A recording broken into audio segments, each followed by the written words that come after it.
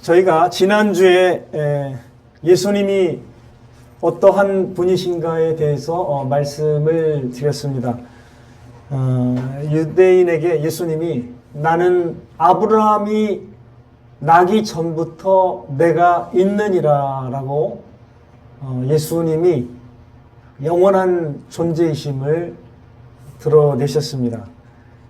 내가 있느니라 이 제목으로 제가 말씀을 전해드렸는데요. 이와 관련해서 오늘은 이제 성부 하나님에 대해서 나는 여호와라 라는 제목으로 말씀을 전하도록 하겠습니다. 여호와라는 그 하나님의 이 이름은 모세에게 처음 이렇게 분명하게 계시가 된 하나님의 이름입니다. 모세에게 하나님이 나타나셨을 때 어떻게 나타나셨냐면요. 떨기나무가 있는데 뭐 이게 이제 떨기나무는 우리나라에서는 잘 보기 어려운 그 중동에 있는 거니까 그 떨기나무가 있는데요. 거기에서 하나님이 이렇게 임재하셨는데 떨기나무에 불이 딱 붙은 거예요. 불이 붙었는데 모세가 그 광경을 봤는데 불이 붙었으나 이게 사라져야 되는데 소멸이 돼야 되는데 나무가 그대로 있으면서 불에 타는 거예요. 그 놀라운 광경을 목격해서 자세히 가본 거예요. 근데 이제 그때 하나님께서 딱 나타나셔서 말씀을 하신 겁니다. 그래서 그때 모세를 불러서 내가 이스라엘 백성을 애굽에 종된 그 상황에서 구원해 내겠다라고 말씀하시면서 내가 너를 보내겠다라고 하나님께서 모세에게 나타나신 거예요. 그때 하나님이 처음으로 모세에게 자신의 이름을 분명하게 계시하셨습니다. 그때가 나는 여호와라는 그런 말씀을 하셨는데, 근데 이 여호와라는 그 우리나라의 말로 이렇게 지금 번역이 됐는데 이게 무슨 뜻인지 우리말로는 잘 몰라요. 이게 그죠? 원래 히브리어 말로는 발음으로는 야훼예요. 근데 그게 정확하게 발음이 안 된 이유는 유대인들은 하나님의 이름을 망명때에 일컬으면 안 되기 때문에 하나님의 이름을 부르진 않았어요. 너무 경외한 나머지 부르진 않았어요. 그래가지고 그게 발음이 잘 안 돼요. 그 자음만 있어가지고 내자인데 나는 스스로 있는 자니라라고 우리 성경에는 표기가 되어 있지만 그게 이제 원래 발음은 야훼예요. 지금 추정해 볼 때는 그렇게 추정해 봐요. 야훼. 근데 이게 이제 서구에 가서 말이 이제 조금 영어로 이제 저호바 이렇게 이제 발음이 되면서 이게 이제 우리말로 번역될 때 어떻게 해요? 그냥 여호와 이렇게 된 거예요. 그 의미가 뭔지는 이거예요. 그러니까 그 의미는 나는 스스로 있는 자니란데 우리말로 표현할 때는 그게 최선인데 이렇게도 표현할 수 있습니다. 그 말의 뜻은 나는 나다. 그러니까 이름을 물어봤는데 하나님이 나는 나다 이런 뜻입니다. 원래가. 그게 본래 의미가 더 맞을 수 있어요. 나는 나다가. 근데 그게 나는 나다의 그 하나님의 이름이 좀 어렵잖아요. 우리가 인식하기에. 그죠? 그 이름만 들어서는 하나님의 이름을 간파할 수가 없습니다. 이게 어려워요. 이게. 이 나는 여호와라는 말씀이. 그래서 우리도 여호와라고 이렇게 쓰지만 너의 하나님 여호와가 너의 가운데 계신 이런 찬양도 알고 있지만 그 여호와라는 의미를 잘 우리 마음에 안 다가올 수는 있습니다. 잘 모를 수 있어요. 근데 그게 그 이름이, 그 하나님이 어떤 분이신지 이름이 다가오려면 어떤 걸 알면 되죠? 그분의 행하심, 행동을 보면, 저 뜻이, 저 이름이 어떤 의미가 있는지를 알 수 있습니다. 오늘 본문 말씀은 그것을 이해할 수 있는 말씀입니다. 자, 처음에 2절에 하나님이 어떻게 말씀하시죠? 모세에게 어떻게 말씀하세요? 모세에게 말씀하여 이르시되 나는 여호와이니라. 바로 이렇게 말씀하세요. 왜 그래요? 3장에 이미 말씀하셨거든요. 3장에 나는 여호와라고 밝히셨거든요. 그리고 나서 계속 나는 여호와이니라. 그 다음에 3절 보시면 내가 아브라함과 이삭과 야곱에게 전능의 하나님으로 나타났으나, 여러분이 전능한 하나님은 엘샤다이로 알고 계실 겁니다. 엘샤다이 히브리어 전능한 하나님으로 나타나셨어요. 나는 전능한 하나님이야 이렇게 나타나셨어요. 아브라함에게도. 그래서 태가 죽었는데 어떻게 됐어요? 아기를 낳았죠. 그죠? 예. 태가 죽었어요. 사라가. 근데 어떻게 해요? 아기를 낳았잖아요. 그죠? 하나님이 전능한 하나님이시라는 것을 또 증명해내시면서 그렇게 하나님이 나타나셨는데 이제 모세 때는 하나님의 이름이 더 근본적으로 나타나는 거죠. 좀 어렵긴 한데 나는 나다. 나는 원래부터 나만 있어 존재했다. 이런 뜻이기도 하고 나는 나다. 이렇게 말씀하고 계시는 거예요. 근데 그러면서 나의 이름을 여호와로는 그들에게 알리지 아니하였고 이렇게 말씀하셨습니다. 3절 후반부에. 그리고 4절에 보니까 가나안 땅 곧 그들이 거류하는 땅을 그들에게 주기로 그들과 언약하였더니 이제 애굽 사람이 종으로 삼은 이스라엘 자손의 신음소리를 내가 듣고 나의 언약을 기억하노라. 이렇게 말씀하시면서 그러므로 이스라엘 자손에게 말하기를 나는 여호와라. 다시 또 한번 나는 여호와라. 내가 애굽 사람의 무거운 짐 밑에서 너희를 빼내며 그들의 노역에서 너희를 건지며 편팔과 여러 큰 심판들로서 너희를 속량하여 너희를 내 백성으로 삼고 나는 너희의 하나님이 되리니 나는 애굽 사람의 무거운 짐 밑에서 너희를 빼낸 너희의 하나님 여호와인 줄 너희가 알지라. 이렇게 말씀하셨어요. 그렇다면 그 여호와라는 걸 우리는 정확하게 몰라도 그 여호와 하나님이라는 분은 어떤 행동을 하시는 분이에요? 보니까 우리가 좀 생각할 수 있죠. 몇 가지로 나눠서 볼 수 있죠. 어떤 행동을 하세요? 하나님은 그 이스라엘 자기 백성의 신음소리를 어떻게 해요? 들으시고 그리고 들으실 뿐만 아니라 그 상황에서 어떻게 해요? 그들을 구원해 내시는 하나님이시고 또 맨 마지막에 8절에 보니까 아브라함과 이삭과 야곱에게 주기로 맹세한 땅으로 너희를 어떻게 해요? 인도하여 그 땅을 너희에게 주어 기업을 삼게 하시겠다라고 말씀하시는 그런 하나님이심을 여기서 표현해 주고 계십니다. 그럼 하나님은 그 여호와라는 표현이 여기서 몇 번 나와요? 자, 2절에 한 번 나옵니다. 나는 여호와니라. 그리고 그 다음에 3절에도 나오긴 하지만 나는 여호와라고 이렇게 말씀하시는 거는 6절에 나오죠. 나는 여호와라. 그죠? 2절, 6절 그리고 7절에 너희 하나님 여호와인 줄 너희가 알지라. 그리고 맨 마지막에 나는 여호와라 하고 마치시잖아요. 그러면 시작과 끝이 뭘로 끝났어요? 제가 말씀드렸죠. 시작이 온 만물과 온 우주의 시작이 누구예요? 여호와. 그 존재하는 분을 통해서 시작했고 마지막도 누구에게로 돌아가는 거예요? 여호와입니다. 그래서 하나님의 이름이 우리가 잘 알지는 못하지만 그 나는 나다라고 말씀하신 그분을 통해서 시작해서 그분으로 마치게 되는 거예요. 그래서 나는 여호와라는 그 의미가 정말 어려워요. 사실은 어려운 그 분인 말씀인데 표현인데 그러나 그 이름이 어떤 의미가 있는지는 그분이 어떤 일을 행하셨고 어떻게 행하셨는지를 보면 이해합니다. 자, 그렇다면 성경은 누구를 계시하는 책입니까? 누구를? 하나님. 하나님이 어떠한 존재시고 어떠한 일을 행하셨는지를 기록한 책이 성경이라고 말씀드릴 수가 있는 것입니다. 자, 그렇다면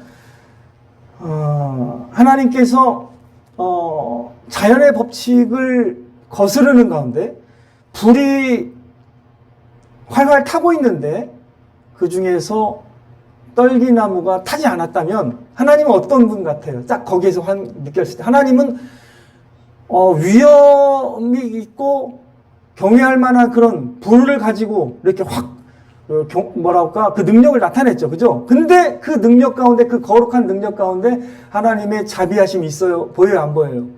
타질 않잖아요. 그죠? 이게 바로 하나님의 놀라운 그 속성이라고 우리가 간파를 할 수 있습니다. 하나님은 어떤 분이신지를 어떤 하나님의 임재 가운데서도 하나님은 항상 나타내시거든요. 하나님은 거룩한 위엄이 있으신 분이시지만 우리를 보호하세요? 안 보호하세요? 보호하시고 사랑으로 돌보실 수 있는 그 하나님이시라는 것을 여기서도 나타내고 계십니다.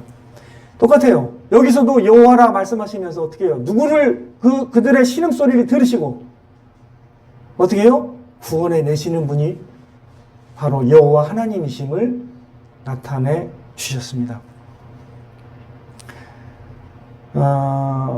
성경에 보면요, 하나님께서 자기 백성을 보호하시고 특별히 그들의 신음소리를 들으시고 구원해 내시는 장면이 많이 있습니다.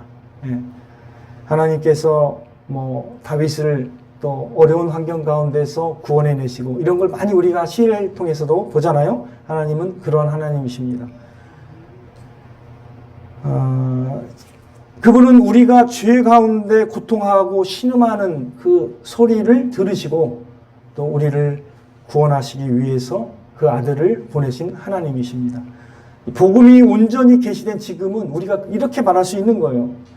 여호와 하나님은 우리의 죄의 짐을 벗어버리게 하시고 우리를 그의 사랑의 아들의 나라로 인도하여 그 나라를 기업으로 주시기를 원하시는, 그것을 기뻐하시는 하나님이심을 우리가 이해할 수가 있는 것입니다. 구약에서도 하나님이 계시되고 그분이 어떠한 일을 행하실지가 계시가 되었지만 분명하게 완벽하게 우리는 신약의 시대를 살고 있기 때문에 어때요? 하나님이 어떠한 일을 행하셨는지를 다 알아요? 몰라요? 우리가 물론 다 깨닫는 건 아니지만 성경에 나와 있어요? 안 나와 있습니까? 나와 있잖아요. 이게 얼마나 놀라운 복된 일입니까? 그죠? 그래서 예수님은요 이렇게 아버지에 대해서 소개를 하고 있어요. 누가복음 12장 32절인데요. 적은 무리여 무서워 말라. 너희 아버지께서 그 나라를 너희에게 주시기를 기뻐하시느니라. 이렇게 하나님에 대해서 소개하고 있습니다. 하나님은 자기 나라를, 그 사랑의 아들의 나라를 우리에게 주시기를 원하시는 하나님이십니다. 그런 하나님이세요. 그래서 우리의 신앙생활을 이렇게도 표현할 수 있어요. 저는 우리의 신앙생활을 어떻게 표현할 수 있을까? 우리의 신앙생활이라는 것은 어떤 과정일까? 어떤 과정일까요? 우리의 하나님을 알아가는 과정이에요. 우리의 하나님이 어떠한 분인지를 경험해 가는 과정입니다. 내가 옛날에는 이 말씀이 무슨 의미인지 깨닫지 못했는데 말씀을 보면서 이런 하나님이심을 내가 내 삶 속에서 경험하고 하나님의 하나님 되심이 점점 더 깨달아지는 겁니다. 그래서 믿음이 더 생기는 거예요. 그래서 믿음 생활이라는 게 뭐겠어요? 누구를 깨닫는 과정이에요, 이게. 누구를 알아가고 누구를 인식하는 과정일까요, 이게. 결국은. 나를 인식하는 과정입니까? 아니죠. 그것은 물론 곁들여지지만 분명한 건 뭐예요? 하나님이 어떤 분인지 인식하면서 그리스도 안에 있는 나를 발견해 나가는 거죠. 그죠? 우리도 우리를 발견해 나가는 건 맞아요. 하지만 먼저 누구를 발견해야 된다고요? 하나님을 알게 될 때 우리의 신앙생활이라는 것이 의미가 있게 되는 거예요. 믿음이라는 게 뭐겠어요? 누구를 대상으로 하는 거예요? 믿음은. 도대체 믿음은 누구를 대상으로 하는 거죠? 누구예요? 하나님이잖아요. 즉 예수님이잖아요. 그죠? 그 대상이, 우리가 믿는 대상이 하나님이고 그 하나님의 아들입니다. 그래서 그 대상을 우리가 알고 경험하지 못한다면 우리의 믿음은 사실 의미가 없는 거예요. 별 의미가 없는, 우리의 믿음이 그걸 읽어내지 못하면, 우리의 하나님을, 우리가 믿는 대상을 읽어내지 못하면 우리는 내 삶을 해석을 못해요. 그래서 맨날 어렵고 힘들고 방황하게 돼 있어요. 그래서 오늘날 보면 사는 사람들이 어려움 가운데 신음만 하다가 죽는 사람도 많아요. 그 신음소리를 들으시는 분을 구하지를 못해서 자살하는 분도 많이 있습니다. 마음이 안타까운 그 대상들이 많아요. 제가 볼 때는. 한둘이 아니잖아요. 여러분들 신문상에 보면 한둘이 아니에요. 그냥 죽어가는 사람이, 젊은 사람이, 그것도 막 굉장히 너무나 이게 애틋한 그런 마음이 드는 사람들이 막 죽어나가요. 사람을 살리시고 영원히 살리시는 그분을 만나지 못했기 때문에 자기가 겪은 그 삶을 다 해석하고 이겨낼 힘이 없는 거예요. 그렇잖아요. 우리도 누군가 백이 없으면 여러분이 이겨낼 힘이 없어요. 그렇잖아요. 때로는 어렵거든요, 이게. 저도 이제 집사람을 보면서 받는 스트레스가 있음을 제가 경험을 하죠. 알죠.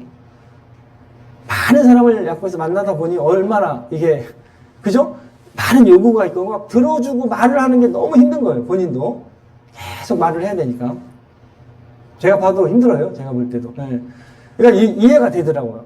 옛날에는 좀 와서 막 이렇게 제가 뭘 잘 못하고 있으면 막 투덜대니까 제가 좀 뭐라고 했는데, 그럴만 해요. 예. 갔다 왔는데 뭐 된 게 없으면 얼마나 열받겠습니까? 청소도 제대로 해놓고 해야지. 지금, 잘 먹이고 해야지. 음식이나 좀 뭐 하나 만들고 해야지. 뭐 하는 거냐. 이렇게 충분히 그럴만 합니다. 제가 잘못했습니다. 예, 이와 같이, 그러니까 우리가 삶을 살면서 어려운 게 많아요, 사실은. 근데 이게 스트레스 많이 받을 수 있어요. 예, 자칫 잘못하면. 근데 그걸 내 스스로 모든 걸 해결하려면 감당이 되나요, 그게?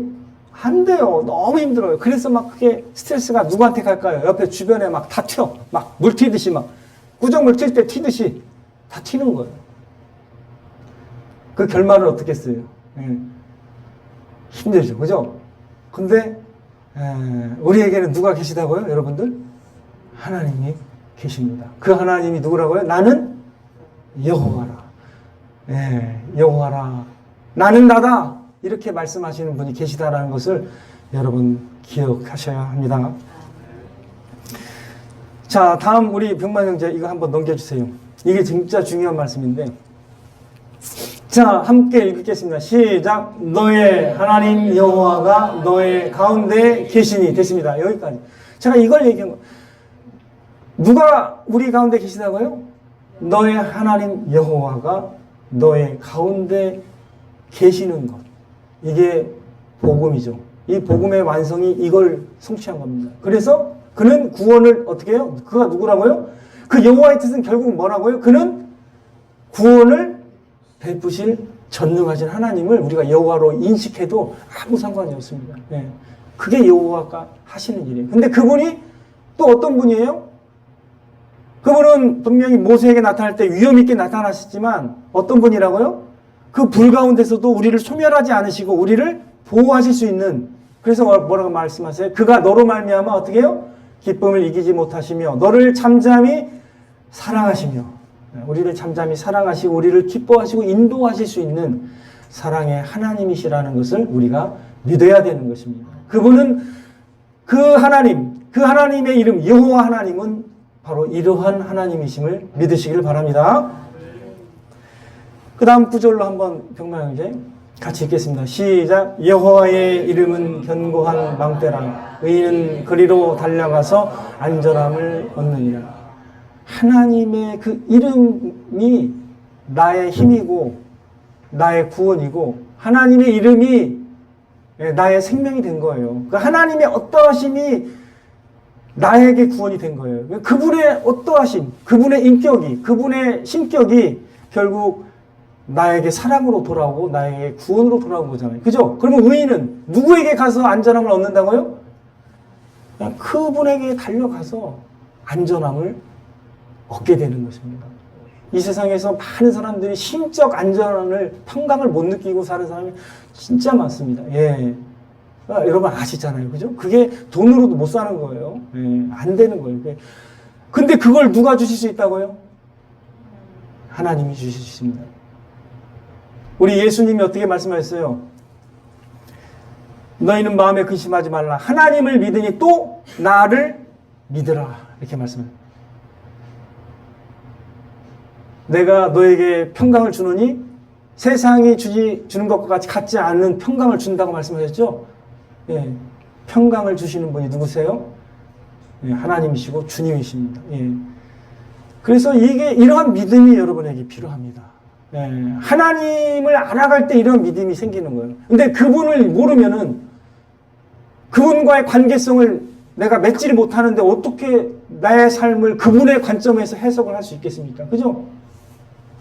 내가 그분을 모르는데 내 삶이, 내 가치관이 하나님의 말씀으로 이게 도배가 안 됐는데 어떻게 내 어려운 내 삶을 해석해낼 수 있겠냐는 거죠. 안 되는 거예요, 이게. 그래서 그분은 나의 하나님, 그 여호와 하나님이 나의 하나님이라는 분명한 믿음이 있을 때 우리의 믿음은 힘차게 달려가는 것입니다. 사무엘이 이렇게 말했어요. 사무엘이 말한 말씀 한번 3상. 자, 같이 이것도 읽어보겠습니다. 시작.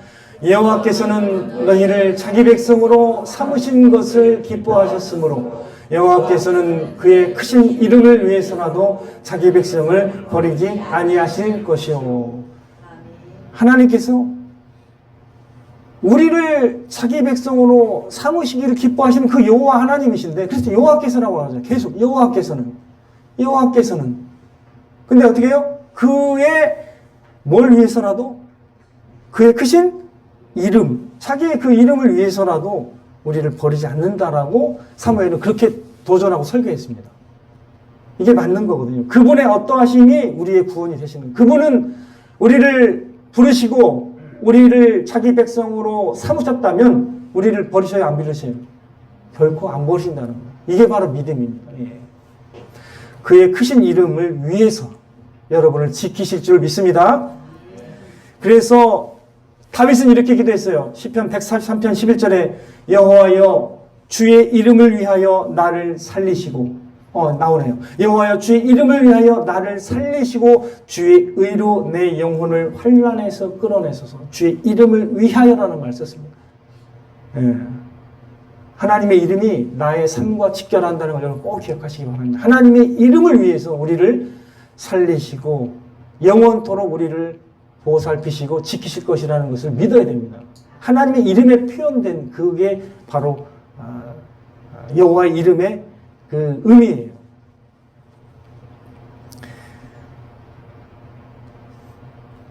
저와 여러분은 이제 우리의 하나님이 모든 만물의 주인이시오 모든 것을 그 마음의 뜻대로 행하실 수 있는 분이심을 믿으셔야 합니다. 구약의 히브리어로 여호와, 야훼라는 말은요, 이제 신약에서는 어떻게 번역이 됐냐면 주로 번역이 됐어요. 예, 말씀을 드렸죠. 주. 영어로는 Lord라고 그러는데 그 주로 번역이 됐어요. 그러니까 여전히 그 여호와 하나님은 주로 나온 거니까 여러분이 그대로 받아서 쓰는 거예요. 예.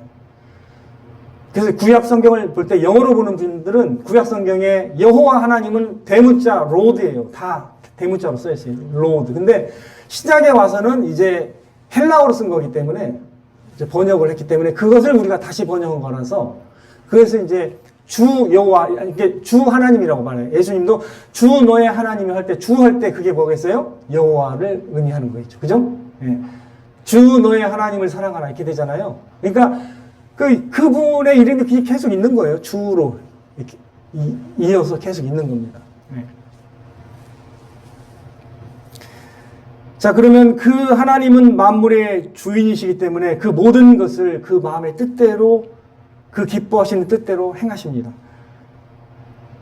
그래서 에베소서 1장 11절 모든 일을 그 뜻의 결정대로 일하시는 이 이렇게 표현하고 있습니다. 하나님, 그리고 예수님을 그렇게 표현하고 있어요. 그래서 하나님과 예수님은 동일합니다. 이 부분에서 모든 만물의 시작이 하나님이고 예수님이고 그리고 모든 만물이 운영되는 그 것도 하나님에 의해서 그리고 주님에 의해서 운영이 됩니다. 그리고 모든 만물이 누구 앞에 섰다고요? 심판대. 누구의 심판대 앞에서요? 주님의 심판대. 하나님의 심판대 앞에 서게 되는 것이죠. 이게 바로 이제 큰 구조로 이 세계관이 있어야 됩니다. 이게 이 세계관이 가장 확실한 세계관입니다. 하나님으로 시작해서 하나님으로 유지되다가 어떻게 된다고요? 하나님께 가게 돼 있어요. 거기서 심판돼서 영원히 이제 결정이 되게 돼 있습니다. 예.